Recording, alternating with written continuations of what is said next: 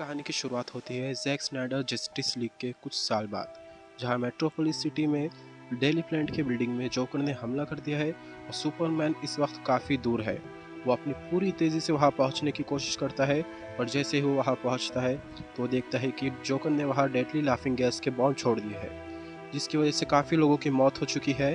पर उसका गुस्सा तो तब आता है जब वो देखता है लुइस लेन की लाश, और इस वक्त उसकी आंखें बिल्कुल गुस्से से लाल हो चुकी थी और जोकर इस वक्त उसकी आंखों के सामने ही था।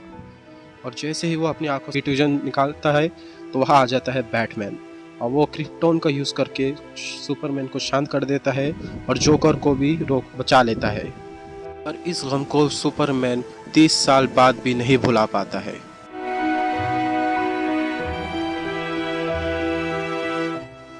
हमें दिखाया जाता है एक खेत और एक बुढ़ा आदमी जो अपने खेत में काम कर रहा होता है, और कुछ देर बाद वहाँ आती है वंडर वुमेन, और हमें पता चलता है कि वो बुढ़ा आदमी असल में हमारा सुपरमैन है। वंडर वुमन कहती है, क्लार्क, सॉरी, कालेल, हमें तुम्हारी ज़रूरत है। और सुपरमैन वंडर वुमन की बातों को इग्नोर कर देता है। तभी वंडर वुमन एक बटन दबाती है और हमें पता चलता है कि वो खेत सिर्फ एक होलोग्राम था। डियाना उससे मदद की पुकार लगाती है कि कालेल हमारी मदद करो, पर कालेल मना कर देता है। तभी वंडर वुमन उसके बाजू एक रखा बटन दबाती है और कहती है, आज के ज़माने के हीरोज़ में वो बात नहीं है, तुम्हें हमारी मदद करनी होगी। और सुपरमैन कहता है, मैं अब थक चुका हूँ, मैं इससे ज़्यादा कर नहीं सकता। लुइस मेरी वजह से मरी, अगर मैं वापस आया तो तुम्हारी दुनिया ख़त्म हो जाएगी।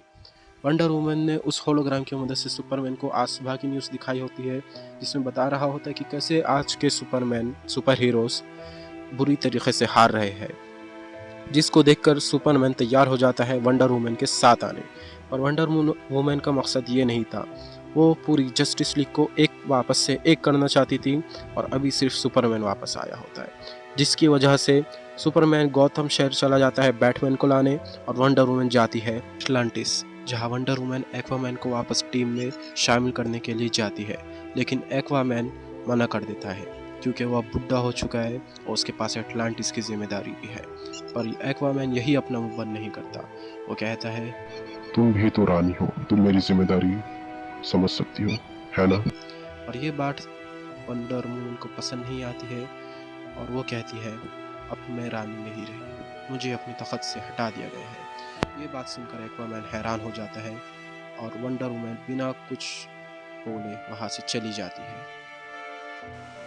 इसके बाद हमें मेट्रोपोलिस दिखाई जाती है, और कुछ लोगों का मानना यह है कि सुपरमैन की गैर हाजिरी में मेट्रोपोलिस में एक आदमी उनकी मदद करता है, जो कि दिखाई तो नहीं देता लेकिन महसूस किया जा सकता है, और वो है फ्लैश, जो कभी नहीं रुकता, बस पूरे शहर में भागता ही रहता है। जिसके बाद हमें आसमान में दिखाया जाता है कि कोई चीज़ चमक रही होती है, जो और कुछ नहीं बल्कि ग्रीन लैंटर्न की स्पेसशिप होती है, जो कि उसने अपनी रिंग की मदद से बनाई होती है। और इसे दिखाया जाता है कब्रिस्तान, जहाँ एक खबर के आगे बैरी बैटसन यानी शज़ाम दिखाया जाता है, और ये खबर किसी और की नहीं बल्कि विक्टर स्टोन यानी साइबॉर्ग की थी।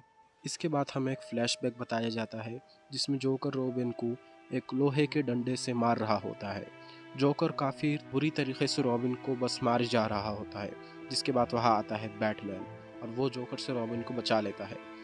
तब तक काफ़ी देर हो चुकी थी और जोकर ने वहाँ एक बॉम्ब फिट किया था, जिसके फटते ही बैटमैन तो बच जाता है पर रॉबिन की मौत हो जाती है। और हमें प्रेजेंट डे में दिखाया जाता है गौथम शहर, जो कि अब पूरी तरीके से बैटमैन के अंडर में आ चुका है। कोई भी क्रिमिनल बैट बॉट से बच नहीं सकता है। पूरे गौथम पर बैटमैन नज़र रखे होता है। और वहाँ आता है सुपरमैन, जो कि बैट कैफ में बैटमैन को टीम में वापस शामिल करने के लिए आया होता है, ताकि वो भी जस्टिस लीग का एक मेंबर बन सके। पर बैटमैन मना कर देता है और कहता है, दुनिया को बचाते बचाते मेरी सीक्रेट आइडेंटिटी रिवील हो गई और अब मैं काफ़ी बड़ी मुसीबत में हूँ। फिर सुपरमैन वहाँ से चला जाता है, जिसके जाते ही बैटमैन को एक कॉल आता है, और वो कॉल होता है लेक्स लूथर का, और वो बैटमैन से कहता है, क्या तुमने मना कर दिया? और इसके बाद सीन शिफ्ट होता है सुपरमैन पर, जो कि अभी स्पेस में कहीं जा रहा होता है, और कुछ देर बाद सुपरमैन पहुंचता है डार्क साइड के प्लैनेट एपोकलिप्स, जहां वो एक अनजान एंटिटी से मिलने आया होता है जो कि सुपरमैन का पुराना दोस्त और डार्क साइड का बेटा यानी कि ओरियन होता है। ओरियन डार्क साइड का बायोलॉजिकल सन होता है जो कि डार्क साइड की मौत के बाद एपोकलिप्स पर राज कर रहा होता है और एपोकलिप्स को एक बेहतर प्लेनेट बनाने की कोशिश कर रहा होता है। और सुपरमैन कहता है, मुझे देखकर हैरानी हो रही है कि तुमने एपोकलिप्स को इतने अच्छे से संभाला है ओरियन। जिस पर ओरियन जवाब देता है, तुम्हें इतने सालों के बाद देखकर हैरानी हो रही है, मुझे लगा कि तुम मर गए हो। सुपरमैन कहता है, ऐसा कुछ नहीं है, बस मेरी दुनिया को मेरी ज़रूरत थी, इसलिए मैं वापस आया हूँ। ओरियन कहता है, मेरा बाप मारा गया, तुम्हें क्या लगता है मैंने भी अपने प्लान को छोड़ दिया? जिसके बाद सुपरमैन हैरान हो जाता है क्योंकि डार्क साइड मर चुका है। जिस पर वो कहता है, मुझे लगा था कि डार्क साइड ने तुम्हें यहाँ का राजा बनाया, मुझे नहीं पता था कि डार्क साइड मर चुका है। और फिर ओरियन सुपरमैन को पूरी कहानी सुनाता है। जब तुम चले गए तो तुम्हारी टीम का एक मेंबर यहाँ आया जिसका नाम था साइबॉर्ग। उसे लगा कि डार्क साइड के लोग को कमजोर बना के यहाँ से चुपचाप चला जाएगा, पर डार्क साइड की सेना ने साइबॉर्ग को आते हुए देख लिया था और जैसे ही वो एपोकलिप्स में आता है, डार्क साइड ने अपने हाथों से उसके एक एक पुर्जे को अलग कर दिया और उसके पुर्जों को लेकर प्लैनेट अर्थ गया और उसको बैटमैन के सामने फेंक दिया। इसके बाद एक बहुत बड़ी जंग हुई जिसे बहुत सारे सुपर हीरोज ने एक साथ मिलकर डार्क साइड को मार दिया। मुझे हैरानी हो रही है कि तुम्हें ये सब नहीं पता है। जिसके बाद सुपरमैन कहता है, डार्क साइड हमारा दुश्मन था, ये हमारे लिए अच्छा है कि वो मर गया। और सुपरमैन वहाँ से चला जाता है।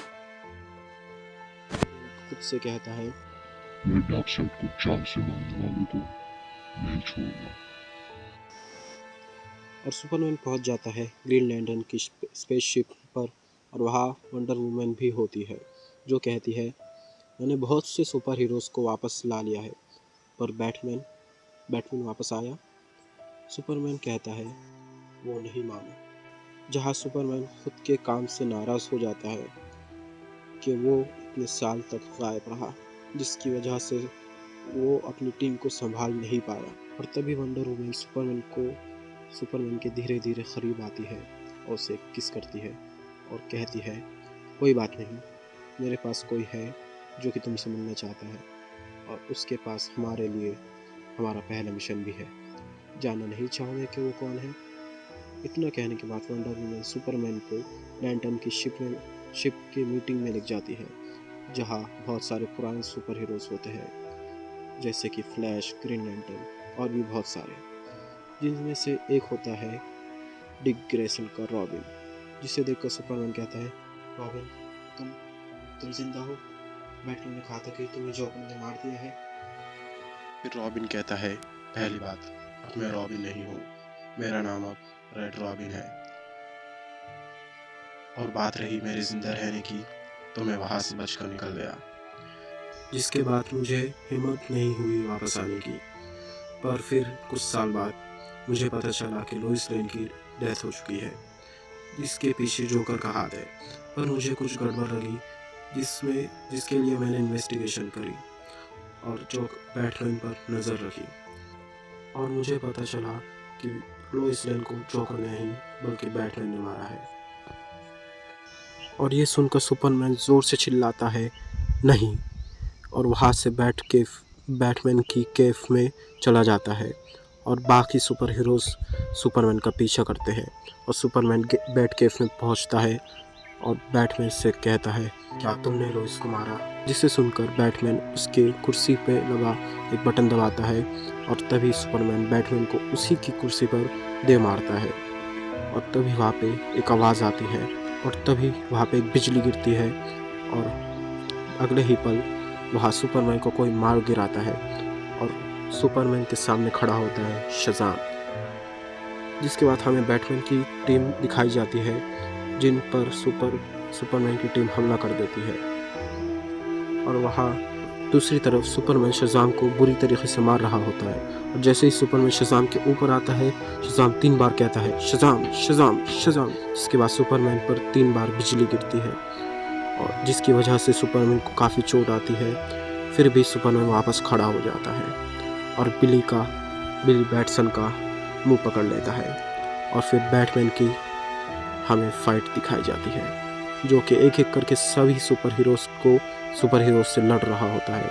उसके सामने आता है रेड रॉबिन, जो कि बैटमैन को हैंड टू हैंड कॉम्बैट में हरा देता है और बैटमैन को यकीन नहीं होता कि सच में ये वही है। बैटमैन कहता है नहीं नहीं, ये नहीं हो सकता है, डिक तुम जिंदा हो। और बैटमैन रेड रॉबिन को गले लगाने की कोशिश करता है और तभी रेड रॉबिन बैटमैन को एक जम के लात मारता है और कहता है मैंने कभी नहीं सोचा था कि तो आप ऐसा करोगे। इसके बाद बैटमैन कहता है ये सब सिर्फ अभी आधी सच्चाई है रॉबिन, तुम्हारे जाने के बाद मुझे सपने आते थे। लुइस लेन की वजह से सुपरमैन डार्कसाइड के साथ हो जाता है और इससे हम सब मिलकर डिसीजन लेते हैं, कुछ खिलाफ भी होते हैं, पर मैंने लुइस लेन को मार दिया। और ये सुनकर रेड रॉबिन उसको एक और बार मारता है और बैटमैन उसे कुछ नहीं कहता है। और तभी आसमान से आती है ओरियन की वॉरशिप, जिसमें ओरियन भी होता है और वो कहता है जस्टिस लीग, तुमने डार्कसाइड को जान से मारा है और अब मैं तुम्हें मारूंगा। और ये कहकर वो एक बॉम्ब को ज़मीन में फिट कर देता है और ये बॉम्ब डार्कसाइड की ओमेगा बीम से बना होता है।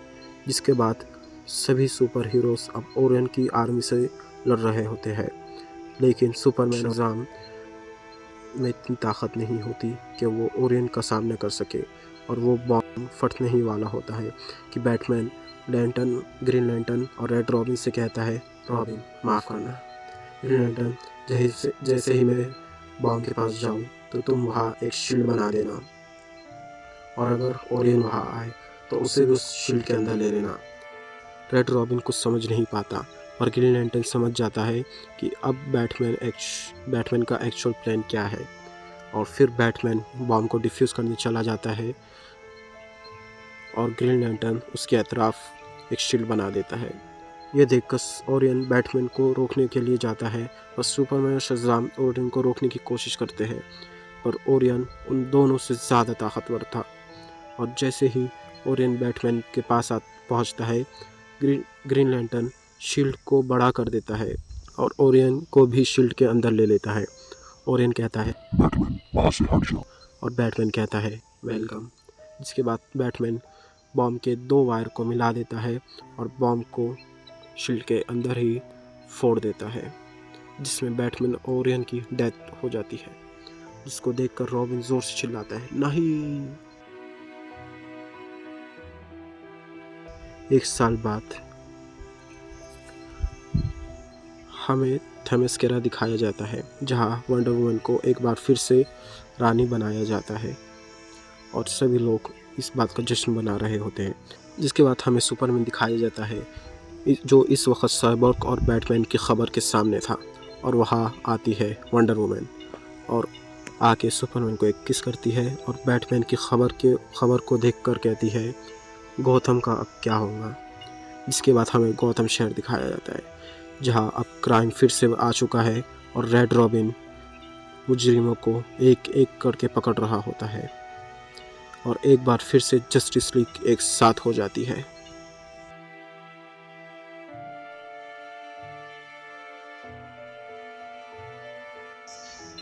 तो इस कहानी में बहुत सारी मिस्टेक्स भी होंगी, शायद मेरी आवाज़ भी अच्छी नहीं है, पर मैं उम्मीद करता हूँ कि आपकी उस स्टोरी पसंद आई होंगी। और मैं इसके आगे एक यूनिवर्स बनाने वाला हूँ जिसमें और अभी बैटमैन और ओरियन दोनों भी ज़िंदा है, जिसके आगे कंटिन्यू में अब मैं एक दूसरी कॉमिक बुक पर वीडियो बनाने वाला हूँ जिसका नाम है रिटर्न ऑफ ब्रूस वेन, जो कि इसका अगला पार्ट होने वाली है और यहाँ से मैं इसका एक यूनिवर्स शुरू करने वाला हूँ। और अगर आपको ऐसे ही अलग अलग कॉमिक बुक के ऊपर स्टोरी सुनना पसंद है तो भी इस चैनल को लाइक, सब्सक्राइब और शेयर कीजिए।